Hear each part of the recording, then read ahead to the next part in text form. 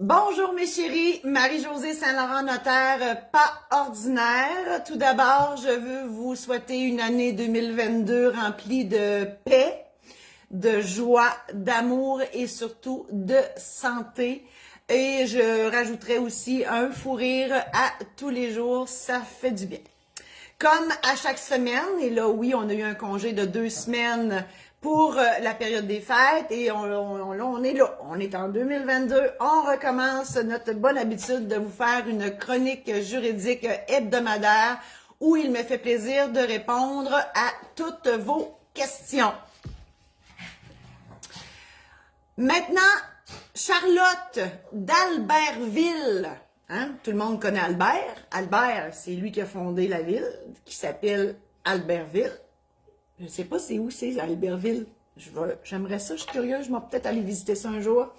On salue Albert.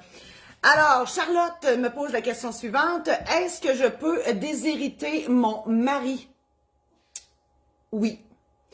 Moi, ça arrive que des gens viennent me voir pour, oui, effectivement, déshériter soit le mari, les enfants, n'imite là quelqu'un. Moi, je suis pas là pour juger personne. Et la question que je pose à Charlotte et à tous ceux et celles qui viennent au bureau déshériter quelqu'un, la question importante, c'est est-ce que vous allez être capable de dormir la nuit suite à cette décision-là? Donc, c'est ça la question à se poser parce que oui, légalement, la loi nous permet de léguer nos biens à qui on veut. Et à l'inverse, la loi nous permet aussi de ne pas léguer un bien à quelqu'un qu'on veut pas. Ça va de soi. Alors, la question, c'est est-ce qu'on va être capable de dormir après avoir pris cette décision-là? Parce que c'est pas facile. On a la plupart des gens ont des très bonnes raisons. Moi, comme notaire, c'est sûr que je prends le temps de poser les questions. Puis, tu sais, j'insiste sur le fait que je suis pas là pour juger. Moi, je veux juste connaître la raison profonde en arrière de cette décision-là. Parce que des fois, c'est parce que on veut déshériter un enfant parce qu'il est sur l'aide sociale puis on veut pas le couper dans son aide sociale. Un enfant qui est en difficulté, consommation de drogue, alcool et tout, et on veut pas l'aider à s'enfoncer plus. Ou tout simplement, j'ai eu des gens qui m'ont dit je déshérite mon conjoint parce qu'il a essayé de me tuer. Bref, bon, je pense que c'est une très bonne raison. De toute façon, il n'aurait pas hérité pareil parce que ça c'est une raison pour ne pas hériter. La loi empêche les gens qui tuent d'autres mondes d'hériter de la personne qu'on a tuée, ça va de soi. Bon, là, vous avez entendu japper, c'est mon chien Marcel. Parce que vous avez compris qu'on est dans un... Ben, peut-être que vous ne l'avez pas compris parce qu'on le voit pas vraiment, mais je suis assise maintenant. J'ai un beau petit setup de TV. Écoute, on a fait ça avant les fêtes. Merci Martine, mon adjointe, qui est extraordinaire. Mais là, on est chez moi. Et ben, j'ai un chien qui s'appelle Marcel. Un jour, il viendra assez proche pour que je puisse vous le montrer. Alors, c'est un petit pug noir qui s'appelle Marcel, oui, et qui est déguisé en Garfield parce qu'il est gourmand, il dort tout le temps, il ronfle, il mange comme un cochon. Bref, Marcel. Alors, on salue Marcel qui est à côté de moi, là, qui se lèche les pattes, mais des fois, il jappe un peu. Donc, écoutez, Charlotte, pour en revenir à votre question, oui, c'est possible de déshériter votre mari ou toute autre personne qui, à votre idée, ne mérite pas d'hériter de vous. Et donc, il faut juste bien dormir après cette décision-là. Diogène de Ange Gardien. Ça me fait rire, ces noms de ville-là. Ange Gardien. Qu'est-ce qui s'est passé pour qu'on décide d'appeler la ville Ange Gardien? Et on a-tu vu un ange passer dans le ciel avec des ailes? Un jour, je vais les faire, ces recherches-là. Ça m'intrigue trop, les noms de villes. Alors, Diogène me pose la question suivante. Si je deviens inapte, est-ce que ma femme peut transférer ma maison à son nom? Bon, c'est une très bonne question, Diogène, parce que, en fait, la question, elle est très pertinente parce qu'il faut savoir que, bon, là, je présume que vous avez fait un mandat d'inaptitude dans lequel votre femme est votre mandataire, comme la normalité, là. Hein, on fait un mandat d'inaptitude et on se nomme mutuellement conjointe, mandataire pour gérer nos biens et gérer nos soins en cas d'inaptitude. Donc, oui, si vous devenez inapte, c'est votre conjointe qui va faire tout ça pour vous. Donc, gérez vos biens, gérez vos soins. Mais l'ennui, c'est que votre mandataire doit préserver votre patrimoine, c'est-à-dire qu'il ne peut vendre vos biens qu'à la valeur marchande. Donc, c'est un administrateur du bien d'autrui. Il ne peut pas donner vos biens, même à elle. Donc, normalement, et souvent, on veut faire ça parce que on s'en va à l'institution et le gouvernement charge les frais en fonction de la valeur de vos actifs et non pas en fonction de la valeur des revenus ou des profits ou des... Bon. Alors, les actifs... Et souvent, on veut que la personne qui s'en va à l'institution se départisse de ses actifs avant d'entrer. Mais des fois, on peut s'y prendre trop tard. Donc, si vous êtes devenu inapte, bien évidemment, vous ne pouvez plus signer un contrat notarié de donation ou de cession.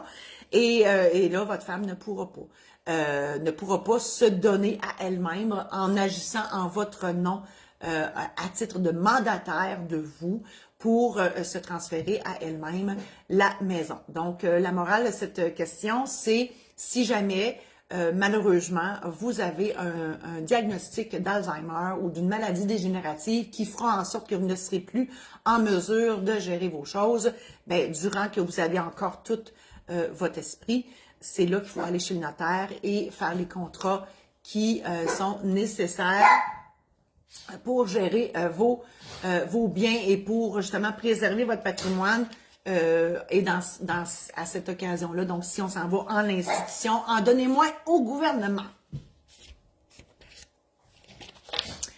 Émile de Bécomo. Si je suis décomptée, est-ce que ma femme peut décider à ma place pour mes soins de fin de vie? Émile, je ne sais pas si vous êtes dans cette situation-là actuellement. Si oui, j'en suis fort désolée. Malheureusement, non. Donc, je comprends, bon, on comprend le terme décompté. Donc, si on est en fin de vie, non, ni votre femme, ni personne d'autre ne pourra décider en fait, ne pourra décider de refuser un soin pour vous. Hein, c'est ça que je veux dire. Parce que l'aide médicale à mourir, qui est le plus loin qu'on peut aller au Québec, ben cette décision-là, c'est vous qui devez, qui pouvez refuser un soin, parce que on comprend, l'aide médicale à mourir, c'est un refus à certains soins. Et le médecin est obligé de vous écouter.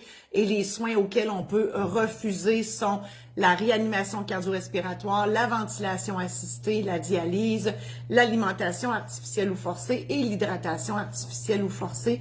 Et tout ça s'applique que si vous êtes en fin de vie. Donc, on comprend que c'est la fin de la qualité de vie et votre état est irréversible. On est sûr, Marcel, arrête de japper, on est sûr à 200% que vous êtes en fin de vie. Là, c'est le médecin qui juge de ça. Et si c'est le cas, ben vous pouvez dire, moi, si vous avez encore toute votre tête, vous pouvez vous-même demander l'aide médicale à mourir. Le médecin va vous demander les soins auxquels vous voulez refuser. Et à ce moment-là, ils vont enclencher le processus. Mais si vous n'avez plus votre tête, votre femme ne peut pas prendre cette décision-là pour vous. Et l'idée, c'est de le faire avant. Donc, d'être inapte de façon totale et permanente, c'est de faire un document qui s'appelle des directives médicales anticipées. Je vous propose bien évidemment la formule notariée parce que c'est la plus sécuritaire, la moins contestable.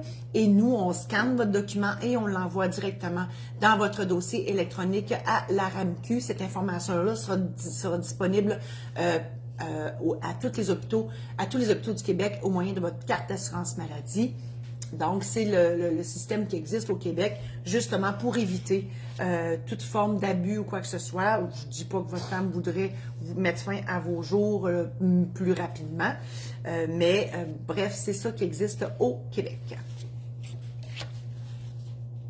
France de Baie-Saint-Paul. La question. Quelle est la différence entre un mariage civil et l'union civile? Très bonne question, France. Ben, écoutez, le mariage civil, les deux, en fait, le mariage et l'union se célèbrent par un célébrant. Saviez-vous que, ça me fascine, que le mot célébrant, on peut pas dire célébrante.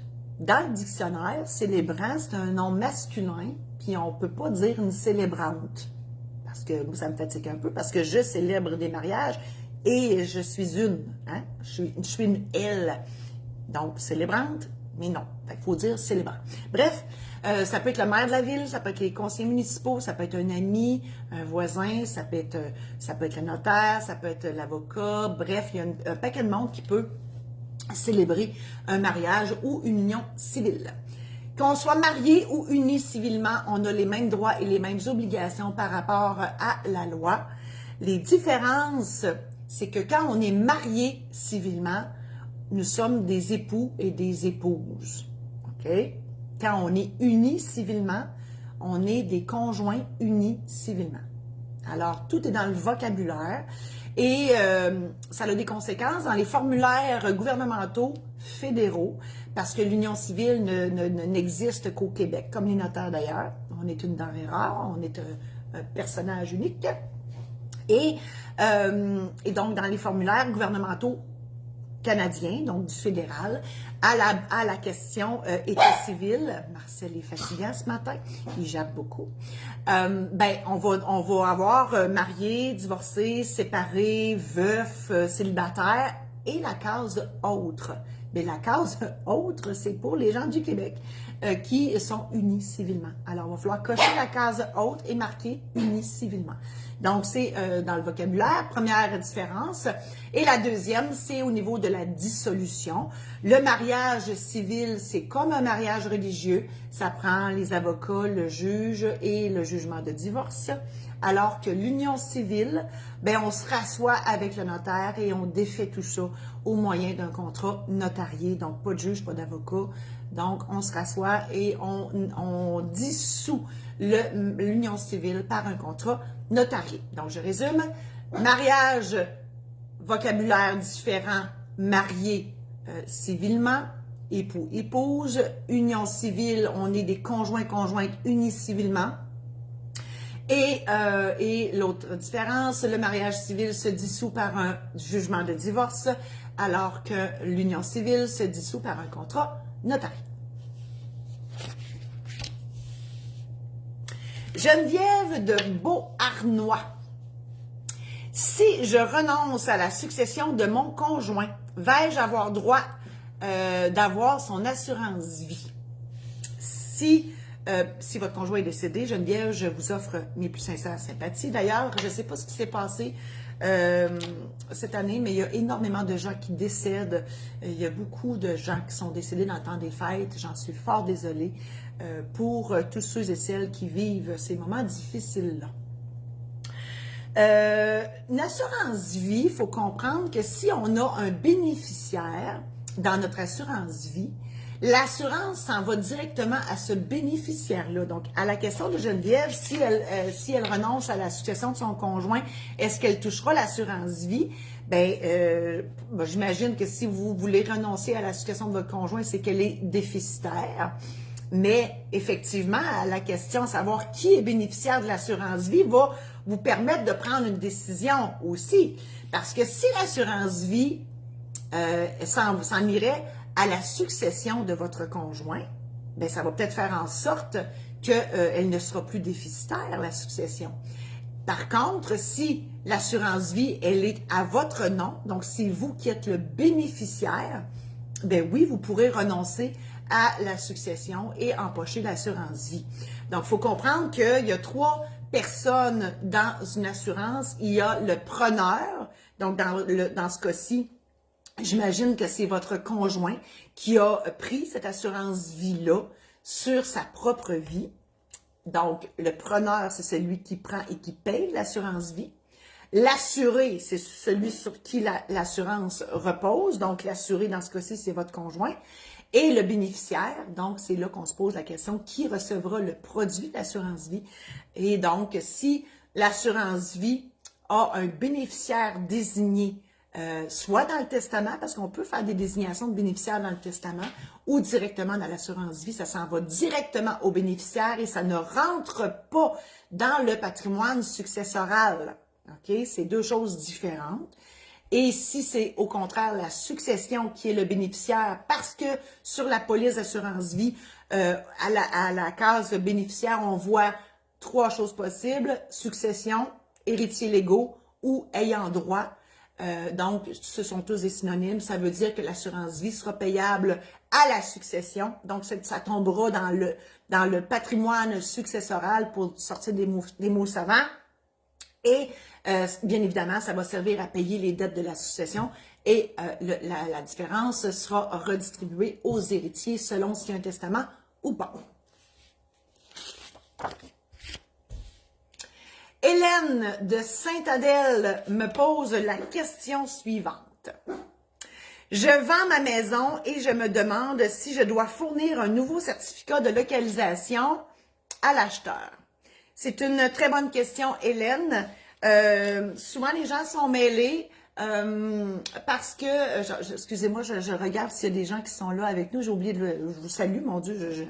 Où sont mes manières en 2022? Je suis fort désolée. Je vous ai souhaité bonne année, mais je vous ai même pas dit bonjour aujourd'hui. Alors oui, bonjour à tous ceux et celles qui sont là en direct avec moi. Ça me fait toujours plaisir de vous avoir avec moi.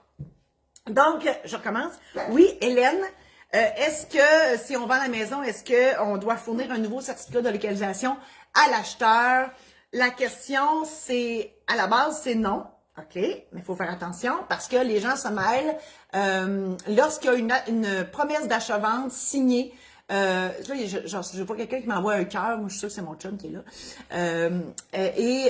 Sinon, je les prends pareil. Là, on s'entend. Ah, moi, je prends tout. Moi, l'amour, je la prends de tout le monde. Merci infiniment de m'aimer. Je vous aime autant. Donc, les promesses d'achat-vente, je finis par l'expliquer, mon histoire. Les certificats de localisation, l'article 17-19 du Code civil du Québec, je m'en vais quelque part. Inquiétez-vous pas, je m'en vais quelque part, moi y arriver. Martial m'énerve tellement ce matin, mon chien, il jappe tout le temps, le petit maudit. Ah, je l'aime. J'aime mon chien. L'article 17-19 du Code civil du Québec dit que le vendeur n'a l'obligation que de remettre le certificat de localisation qu'il a en sa possession. Ça, c'est la règle de base. Dans les formulaires imprimés des agents d'immeubles, les courtiers immobiliers, c'est écrit que le vendeur s'engage à fournir un certificat de localisation qui démontre l'état actuel des lieux. Puis ça mêle tout le monde. Parce que on pense que c'est ça la règle de base, mais c'est pas ça. C'est l'article 17-19 du Code civil du Québec. Mais on sait que beaucoup de propriétés sont vendues à l'aide d'un courtier immobilier ou d'une courtière immobilier. Hein? On dit courtière, mais on dit immobilier. Oui. Je réfléchis en même temps que je vous parle. Marcel, tch, arrête. Et donc, on pense que c'est ça la règle. Et l'autre chose, il faut se dire, si vous n'avez pas d'agent immobilier, il ne faut juste pas s'engager dans la promesse qu'on va signer, d'où l'importance d'aller voir un notaire pour même signer la promesse d'achat-vente, parce que c'est le document le plus important dans une transaction immobilière. Donc, faut vraiment s'assurer que le document de promesse est bien rempli et qu'on ne se fait pas avoir quelque part par une petite phrase surprise, comme le vendeur s'engage à fournir un nouveau certificat de localisation. Et c'est aussi pas vrai de croire qu'un certificat de localisation a une date butoir, une date d'expiration. Tant et si longtemps qu'il démontre l'état actuel des lieux, il est encore bon. Je sais qu'il y a des institutions financières qui disent au bout de 10 ans, il est plus bon. Non, c'est pas tout à fait ça. S'il décrit encore l'état actuel des lieux, et oui, si le certificat de localisation a été fait avec le numéro de lot à 7 chiffres. S'il était sur l'ancien lot, le lot Laurent-le-Canton, là, jadis, naguère, autrefois, c'était comme ça qu'on désignait les propriétés, mais ça, c'est plus bon. Donc, si le certificat était encore sous l'ancien lot, le lot Laurent-le-Canton, là, c'est sûr qu'il faut en faire un nouveau. Mais sinon, s'il est fait sous le nouveau numéro de lot à 7 chiffres du cadastre du Québec et qui décrit encore l'état actuel des lieux, on n'a pas à fournir un nouveau certificat. Mais de toute façon, vous n'avez que l'obligation de fournir celui que vous avez en votre possession. C'est ça que l'article 17-10, 19-10, voyons, ça y est, je mets les 17-19. Marcel m'énerve trop, mon chien m'énerve trop, il me mêle, là. L'article 17-19. Donc, vous, si vous vous êtes pas engagé, autrement dit, si vous vous êtes pas engagé autrement, soit dans une promesse d'agent d'immeuble ou dans tout autre document, à fournir un certificat démontrant l'état actuel des lieux, ben vous donnez celui que vous avez. Puis si malheureusement, depuis que vous avez fait faire votre certificat de localisation, vous avez rajouté un garage, une remise sur une slab de béton, une piscine creusée, bref, plein d'affaires, puis que là, ben, ça se ressemble plus, ça sera à l'acheteur de fournir un nouveau certificat de localisation parce que c'est souvent son institution financière qui le demande. Et oui, il veut savoir effectivement si la piscine est sur le bon terrain et pas sur le terrain du voisin. Donc, voilà la réponse. Je m'excuse, la réponse était bien trop longue aujourd'hui. Mais écoutez, on revient des fêtes, on était un petit peu maganés. On va s'en remettre. Irène de Hérouville. On a déjà entendu parler beaucoup de cette ville. Hérouville. On salue tout le monde. Il doit y avoir beaucoup de héros à Hérouville, j'imagine. On salue le fondateur, M. Héroux. Est-ce que je peux m'acheter une maison même si je n'ai pas encore mon jugement de divorce? La réponse, c'est oui, Irène, parce que normalement, le jugement de divorce, lorsqu'il sera rendu, il aura un effet rétroactif à la date de séparation. Donc, tout ce qui se passe après la date de séparation sera tenu en compte, pas tenu en compte en fait, entre la date de séparation puis la date du jugement de divorce. Donc, tout ça ne sera pas tenu compte, entre autres dans le partage du patrimoine familial et dans le règlement du régime matrimonial. Donc, ça va tout se faire rétroactif, justement pour pas empêcher personne de vivre. Là, on s'entend-tu que si on se sépare, c'est parce que ça nous prend une maison, donc on s'achète une nouvelle maison, etc. Puis bon, la vie continue. Alors, effectivement, c'est pas parce qu'on est séparés qu'on peut plus on est figé là de même avant que le jugement soit rendu, parce que vous savez comme moi que obtenir un jugement de divorce s'il n'y a pas eu d'adultère ou voyons, j'oublie la patente là, en tout cas, tu ne peux pas tuer ta femme, etc., les affaires de même, ça prend un jugement de séparation de corps en premier, puis un an après, on peut demander le jugement de divorce. Donc, on comprend que c'est un peu long, là. Donc, s'il faut s'arrêter de vivre parce qu'on est séparés, en attendant le jugement de divorce, ça n'a comme pas de bon sens. Là, je vois Madame Paul a dit « Je vous écoute souvent, merci pour cette initiative très utile. » Merci, mon Dieu, vous êtes fine. Vraiment, merci infiniment. Les bons commentaires, lui-même les mauvais, je les prends tous pareil. Merci infiniment. Joanne de Beauceville. Quelle est la différence entre Beauceville et Beauce? Beauce, c'est la région, Beauceville, c'est la ville? Peut-être. Hein? Ça doit être ça. Est-ce que je dois attendre mon jugement de divorce avant de refaire mon testament? Mon Dieu, Hélène de Hérouville puis Joanne de Beauceville, vous êtes dans la même idée. Est-ce que je dois attendre mon jugement de divorce avant de refaire mon testament? Parce que la question d'Hélène, c'était est-ce que je dois attendre mon jugement de divorce avant de m'acheter une nouvelle maison? J'ai la même réponse, non. Parce que moi, quand les gens me posent cette question-là, je leur demande qui vous dit que vous ne mourrez pas avant d'obtenir votre jugement de divorce? C'est ça la question, dans le fond. Tu sais, s'il fallait attendre notre jugement de divorce pour faire un nouveau testament, on marche les fesses serrées jusqu'à temps qu'on obtienne notre divorce, ça n'a pas de bon sens. Donc, la réponse, c'est on fait notre testament dès qu'on est séparés pour ne pas que l'ex-conjoint ou l'ex-conjointe reçoive nos affaires. Parce que faut comprendre une chose, le jugement de divorce annulera la nomination de la conjointe ou du conjoint dans votre testament et de même que la nomination de liquidateur.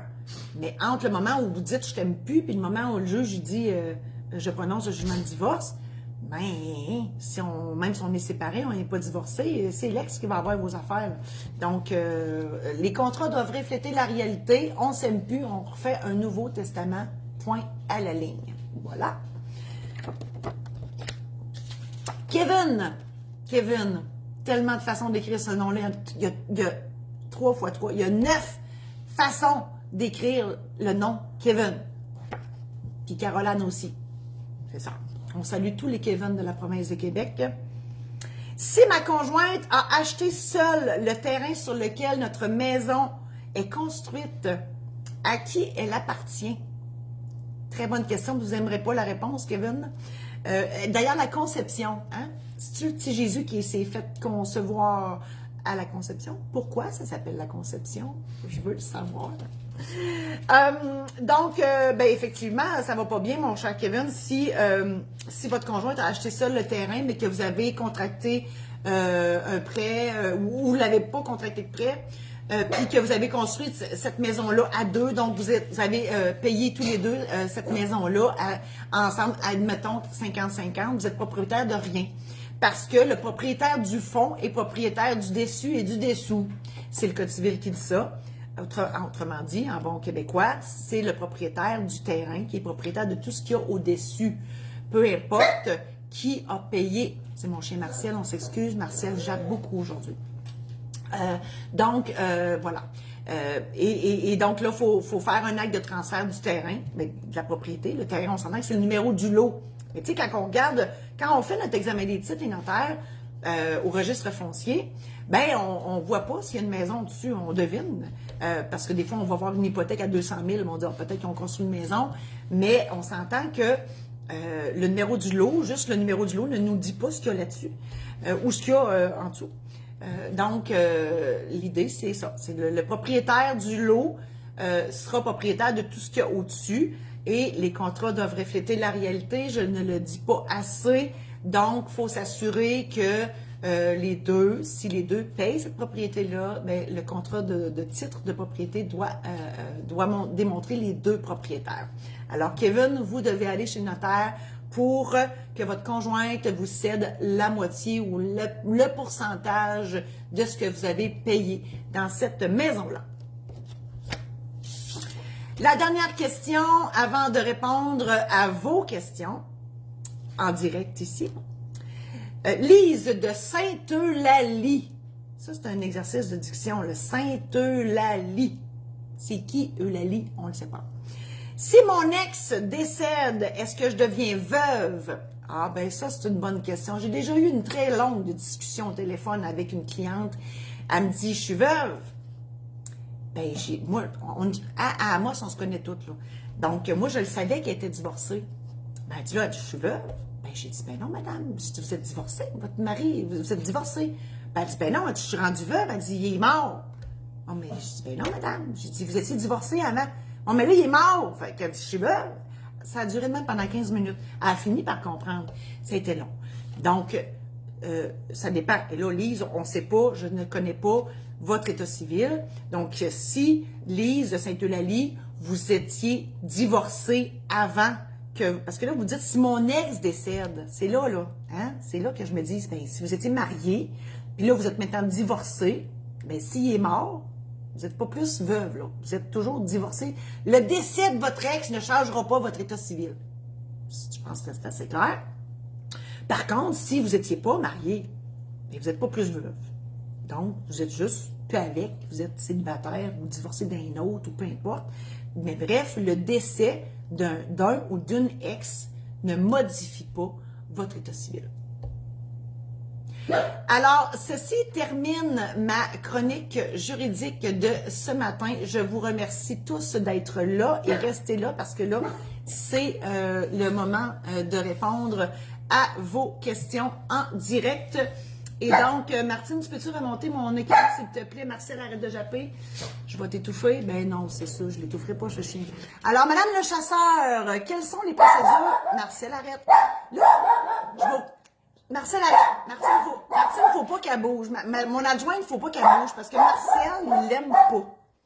Puis on n'a pas prévu ça. On n'a pas pensé qu'en déménageant... Marcel, arrête.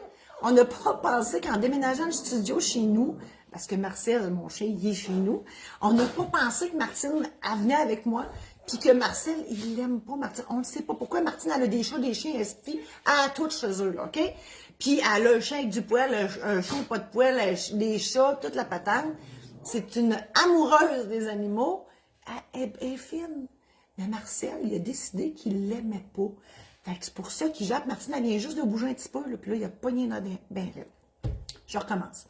Lucie le chasseur, quelles sont les procédures pour avoir une annulation de mariage et suite à un adultère écrit sur le document de divorce? Là, ma chère Lucie, l'annulation d'un mariage, c'est simplement au niveau de l'Église. Votre jugement de divorce a réglé le cas au niveau du Code civil, mais au niveau de l'Église, si vous voulez vous remarier à l'Église, là, je vais vous référer au presbytère de votre localité, parce que c'est eux, ça c'est le droit canonique qui n'a rien à voir avec le droit civil, et c'est eux qui vont pouvoir gérer votre annulation de mariage. Chacun sa profession. Les curés, je fais concurrence aux curés, on s'entend, je célèbre des mariages. Mais là, les annulations de mariage, je le laisse ça. Madame Peretti, bonjour, bonne année à vous, directement de Sept-Îles.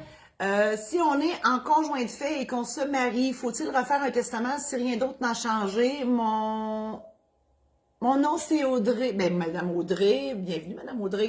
Alors, ben, écoutez, Audrey, non, on n'a pas besoin de refaire votre testament. Parce que l'état civil dans le testament, ce n'est qu'à titre indicatif. Par contre, si votre mariage change des choses, tu sais, on va toujours dire ça dépend de votre testament, mais là vous me dites que rien ne change, donc non. Alors si vous léguez de toute façon vos biens à votre conjoint, puis que là la seule chose qui change, c'est que vous vous êtes mariés maintenant, on change rien. Par contre, je mets un bémol parce que parce que là, avec le mariage, il y a le régime matrimonial qui embarque puis tout, mais c'est sûr que si vous léguez tous vos biens à votre conjoint, ça change plus rien. Mais si, mettons, votre testament léguait tout à vos enfants, ben là, il faut mettre des dispositions spéciales pour le régime matrimonial, entre autres. Donc, c'est le bémol que je voulais faire. Madame Saint-Onge, bonjour, Madame Saint-Onge. Madame Peretti, Madame Saint-Onge, c'est des gens qui m'écrivaient en 2021, puis c'est pour ça que je suis un petit peu friendly avec elles, même si je les connais pas personnellement, mais on s'est beaucoup parlé. Madame Saint-Onge, transfert de propriété entre conjoints sans hypothèque, où sont enregistrés les documents? Bon, les documents, tout ce qui parle des immeubles, OK? Hypothèque, vente, cession, donation, donc tout ce qui a en rapport aux immeubles, terrain étant un immeuble aussi, c'est au registre foncier. Donc, en principe, tout le monde peut aller jouer là, c'est public, mais il y a pas mal juste les notaires, les avocats et les arpenteurs qui vont jouer là-dedans. Oui, les institutions financières, ils vont, bon, les huissiers, tout ça, mais les notaires, c'est nous autres qui va jouer le plus souvent là. Et l'idée, c'est que chaque immeuble a une page, et sur cette page-là sont inscrites toutes les transactions qui se sont faites depuis 1900 tranquille, donc depuis que le lot a été créé. Et nous, on se doit de retourner 30 ans en arrière quand on fait une transaction sur une propriété. On recule 30 ans en arrière pour être sûr que tout est conforme. Donc, j'espère que ça répond à votre question. Vous avez juste à googler registre foncier, vous allez arriver là.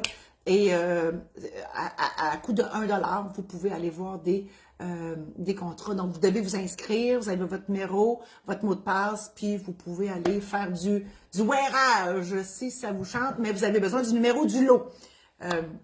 Donc, pas juste l'adresse, le numéro du lot. Madame Saton, j'ai une autre question. Pour ce qui est des contrats de mariage, est-ce au même endroit? Non. Les mariages, c'est au RDPRM, le registre des droits personnels et réels mobiliers.